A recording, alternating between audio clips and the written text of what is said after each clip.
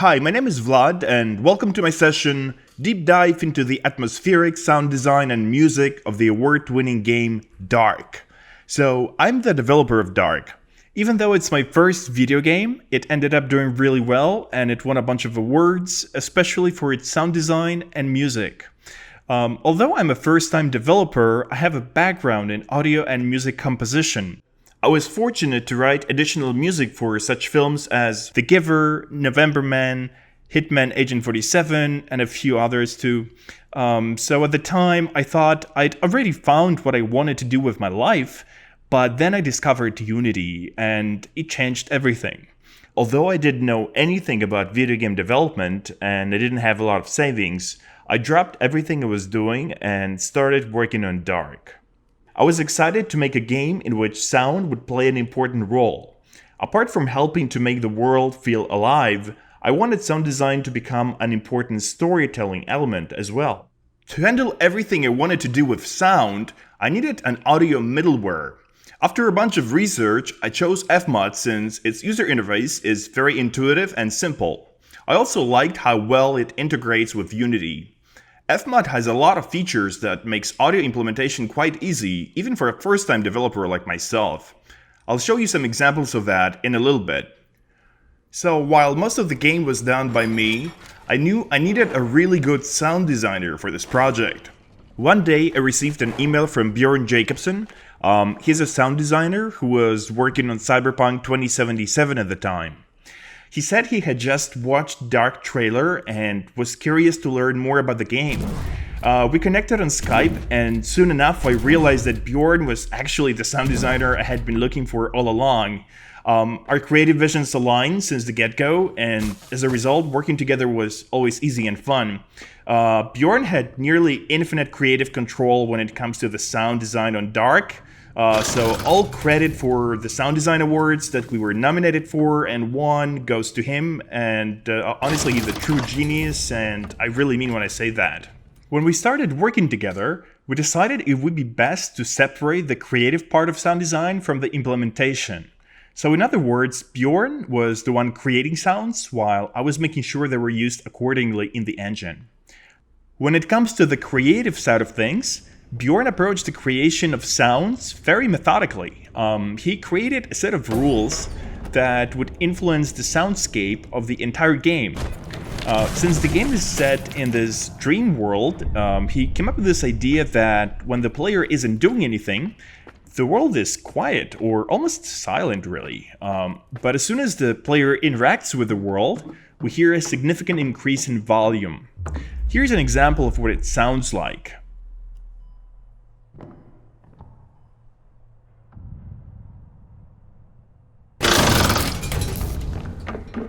Needless to say, this is quite an experimental way to approach the mix, but it helps establish the world as surreal and dreamlike. When making sounds, Bjorn often took advantage of the low-end frequencies, heavy compression, and various effects which helped further enhance the abstract quality of the game. Here are a few more examples.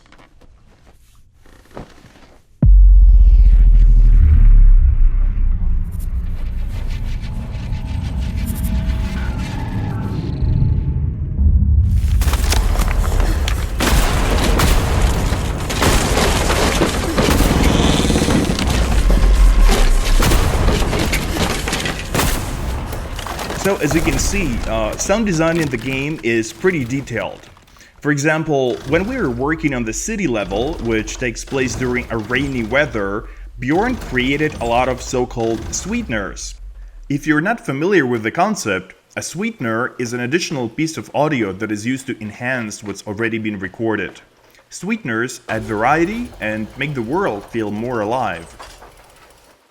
In other words, in addition to the general rain sound loop, we have quite a lot of sound emitters that play the loops of droplets of water hitting various surfaces in the level.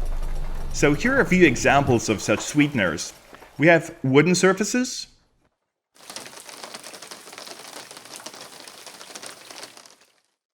metal surfaces,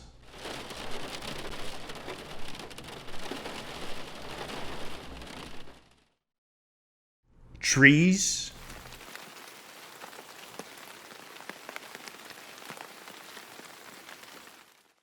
Here is what the general rain loop sounds like.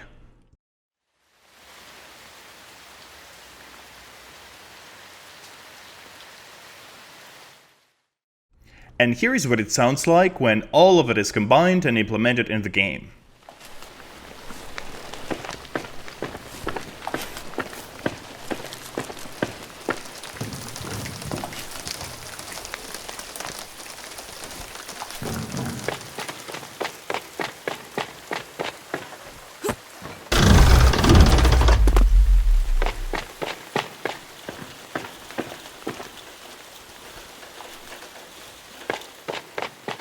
We used the concept of sweeteners in other aspects of the game as well.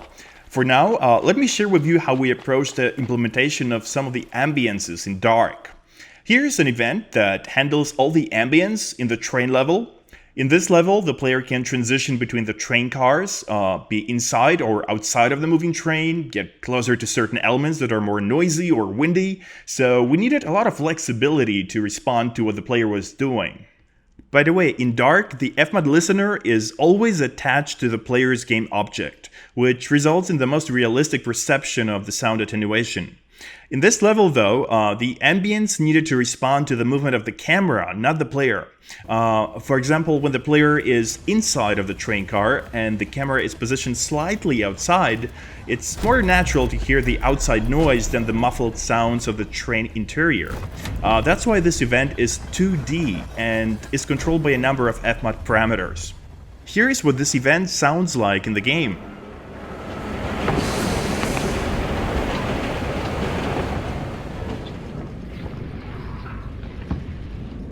When you look at the parameters, you'll see things like train inside, train outside, train win, train between, and others.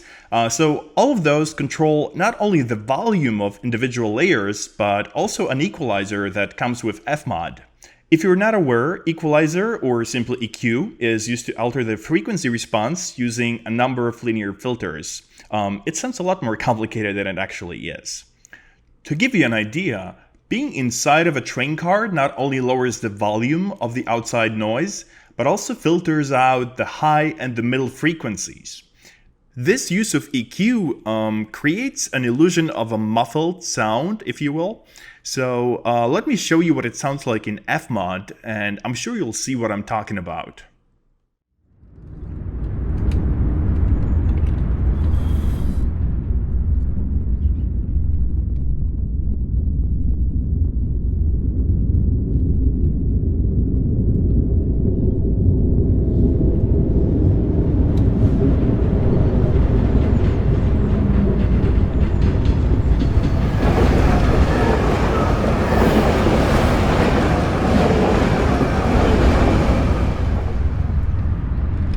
I used a similar approach in the subway level, where we have vertical trains passing by in a continuous sequence. In this case, it's a 3D event that features two multi-instruments.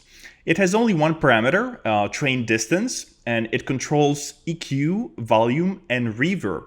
So the further the player is from the sound source, the more muffled the sound gets. So let me show you how it works in FMOD first.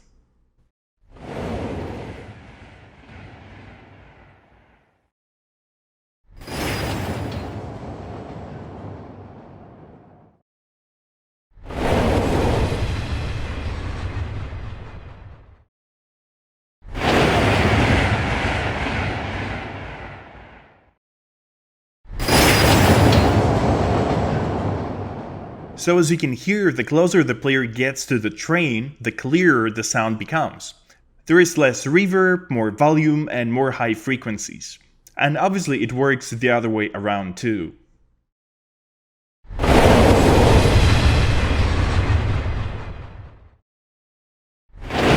So let's see how it works in the game now.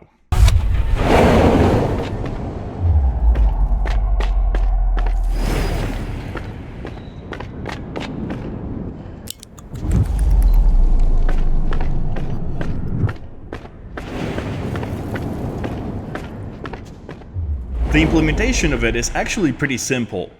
When the player is close to the sound emitter, the distance between the player and the train gets calculated inside of Unity and sent to FMOD. Since calculating distance between two vectors is quite costly, it's only done once a second in a coroutine. To ensure that the FMOD parameter moves smoothly, I utilized a feature called seek speed. Even though FMOD receives an update on the distance only once a second, thanks to the seek speed feature, the parameter gets updated every frame using simple interpolation, and the end result is quite seamless. Here is what it looks like in practice.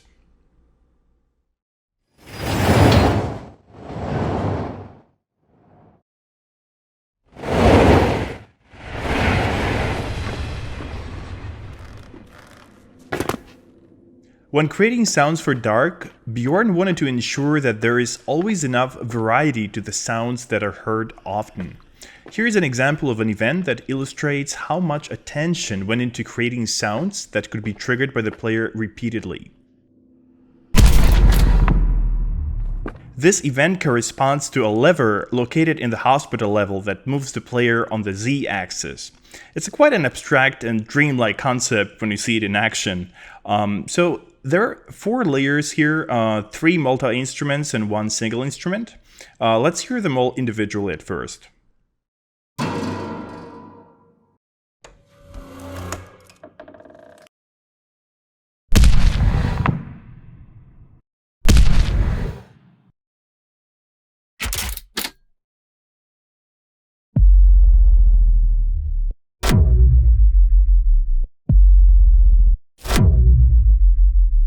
Sound Design 101 rule is that you really don't want to overwhelm the listener by having them hear the same sound over and over again.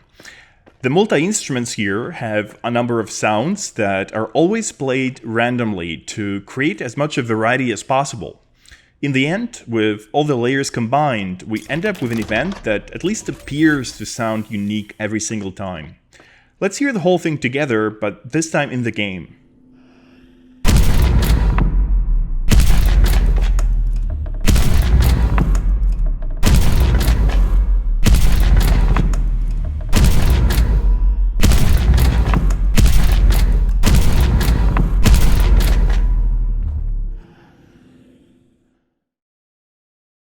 Now I'd like to show you how we handle the footstep system. This event has quite a few parameters, which could be divided into 4 categories: speed, reverb, sweeteners, and surface. For the player's movement, Bjorn recorded a lot of sounds. We have separate sounds for sneaking, walking, and running. Also, this is the only event in the game that uses a custom reverb, so each footstep sound comes with 4 different reverb tails baked in. Additionally, we have 8 different surfaces and multiple variations for each surface. So all of that adds up to like a lot of footstep sounds. So let's hear all of that in action.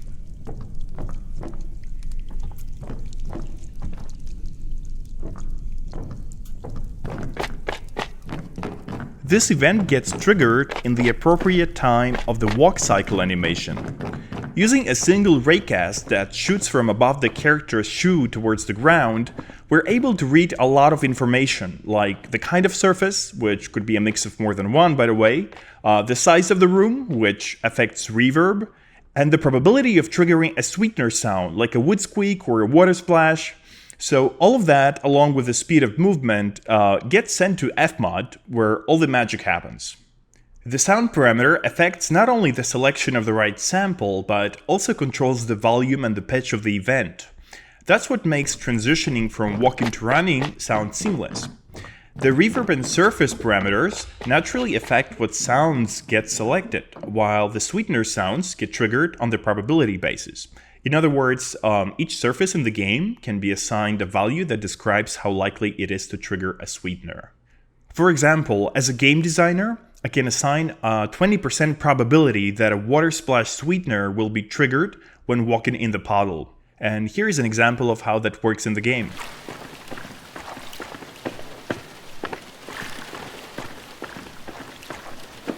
Last but not least, I'd like to say a few words about the soundtrack. Writing a score for DARQ used to be one of the main reasons I even started on this journey. When the game was getting close to the finish line, I finally had the chance to focus on music. To my surprise, though, I realized that the game didn't need a lot of it. Actually, it needed almost none, I thought. And there I was. I had to make a decision between my composer's ego and what was best for the game. And I'm very glad that I chose the latter. And I ended up writing just a little bit of music, which I used mainly in the credit roll and some of the marketing materials. Winning an award for the DARQ score really meant a lot to me, given how little music there was in the game. The score was recorded with the Budapest Scoring Orchestra and was mixed by Adam Schmidt, who is known for his work on Inception, The Pirates of the Caribbean, The Dark Knight Rises, and a lot of other awesome films. He's been mixing my music since I became a film composer, and he deserves a lot of credit when it comes to the sound of the score for DARQ. I think both Bjorn and Adam are absolute geniuses, and the sound of DARQ would have never been the same without their contribution. So I'm really thankful to both of them for being a part of this project. If I were to offer any advice to those who are interested in working with sound designers or music composers, it would be this. Make sure you work with people who share your creative vision. Highly creative people don't like to be micromanaged, so they don't do their best work unless they're given a lot of creative freedom.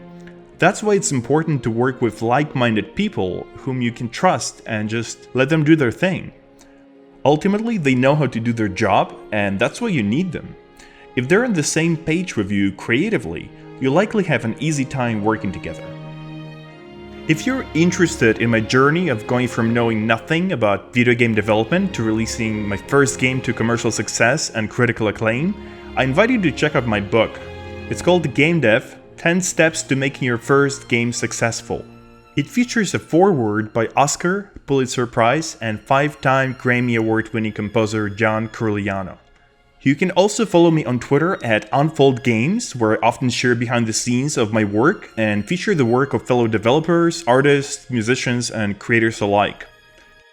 So thank you so much to Unity for having me, and a big shout out to FMOD, which honestly is a remarkable piece of software. I encourage you to give it a try. I'm sure you'll enjoy it as much as I did. Thank you for watching, everybody, and I hope you enjoyed the talk.